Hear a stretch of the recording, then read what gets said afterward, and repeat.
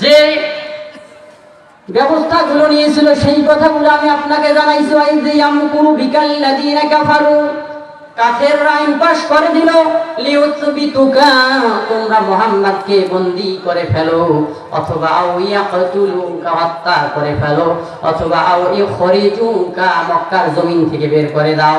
এরকম যখন তারা সিদ্ধান্ত নিয়ে নিল, এর বদরগঞ্জের মুসলমান ভাই বাবারা রে, এমন সময়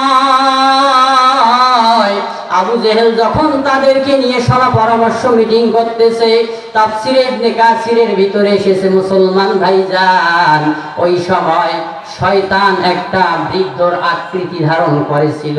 সে ওখানে গিয়ে বলতেছে, আমি তোমাদের পরামর্শ শুনে যুবকরা চলে আসলাম তোমাদেরকে একটা গাইডলাইন দেওয়ার জন্য। বলে, মুরব্বী আপনাকে তো আমরা চিনলাম না। ও ভাইজান, বাংলার জমিনেও এমন মুরব্বী আছে যাদের পিছনে গেলে মানুষ গোমরাহ হয়ে যায়। ঠিক না? মুরব্বীর পেছনে যদি যাইতে হয় বুঝে শুনে যাওয়া লাগবে। যে মুরব্বীর কাছে কোরআন আছে, যে মুরব্বীর কাছে আমার রাসূলের সুন্নাহ আছে, তার পিছনে যার কোনো সন্দেহ নাই, সংশয় নাই। কিন্তু যার কাছে কোরআন নাই, হাদিস নাই, আমার নবীর সুন্নাত নাই, এরকম মুরব্বীর কাছে যদি যান আপনাকে গোমরাহ করে ফেলবে। ঠিক না? তাহলে বলতেছেন, মুরব্বী আপনি কে গো? আপনাকে তো এর আগে দেখি নাই। বলে, তোমরা আমারে চিনবা না। এ যুবক, আমি হলাম নাজদি শায়েখ। কোন দেশের? নাজদি শায়েখ। আমি তোমাদের পরামর্শ দেওয়ার জন্য আসলাম। এ যুবকেরা, তোমরা শোনো শোনো, তোমরা যদি তাকে জেলখানায় বন্দী করে রাখতে পারো তাহলে তোমরা জয়ী হবা। জেলখানায় বন্দী করে ধীরে ধীরে তারে তোমরা মেরে ফেলতে পারবা। আর যদি তাকে খরিজুকা, মক্কার জমিন থেকে বের করে দাও, মুহাম্মদ এত জাদু জানে, মুহাম্মাদের কথা একবার যে শুনে সে পাগল হয়ে যায়।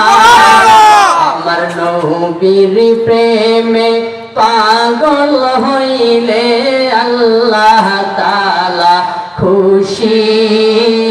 নবীর দুরূদ পড়ো দিবানিশি, আমার নবীর প্রেমে পাগল হইলে আল্লাহ তাআলা খুশি।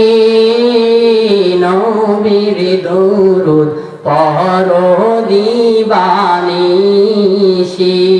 নবীর প্রেমে পাগল হইলে খুশি হয় কে? আল্লাহ। হযরত হানজালা পাগল ছিল,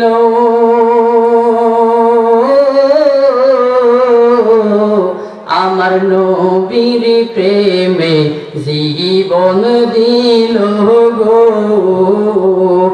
গোসল করাইল তারে, গোসল করাইল তারে, আসমানেতে উঠি।